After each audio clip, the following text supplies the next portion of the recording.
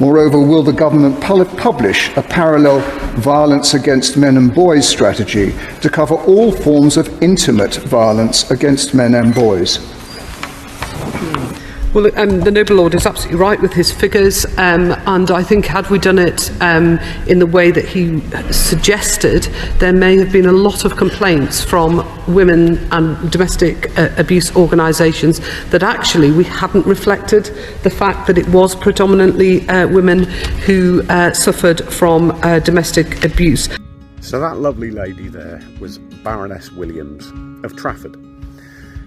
And what she's talking about there is the fact that the reason the 757,000 male victims of domestic violence who were recorded by the police last year, victims of violent women in the main, the reason they're still being recorded under the violence against women and girls strategy is because they can't accurately represent men and boys, because the feminists, the same feminists who are bullying everyone over critical race theory, the same feminists who brought around the argument about trans ideology, they're scared of those feminists bullying them.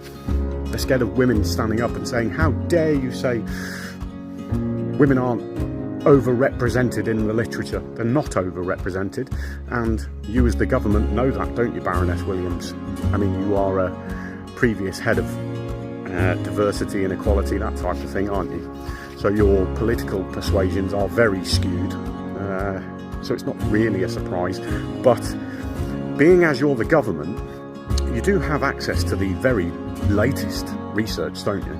I mean, you could consider old research like the PASC reports, Partner Abuse State of Knowledge reports from 2012. I mean, that was the largest study of its kind, wasn't it, ever conducted, looking at all of the domestic violence literature the world has ever produced, for all intensive purposes. And they found a 60-40 split, didn't they? In fact, isn't that what all of the research finds? Unless you're looking at feminist research. It is, isn't it? So, during a global epidemic of male suicide, Baroness Williams, your excuse for not representing male victims who are highly suicidal due to the experiences that they're going through, your response is, oh, we can't, somebody might bully us. I don't think we need cowards like you in government. If you can't stand up and say what needs saying for the sake of everyone, fucking give your seat up.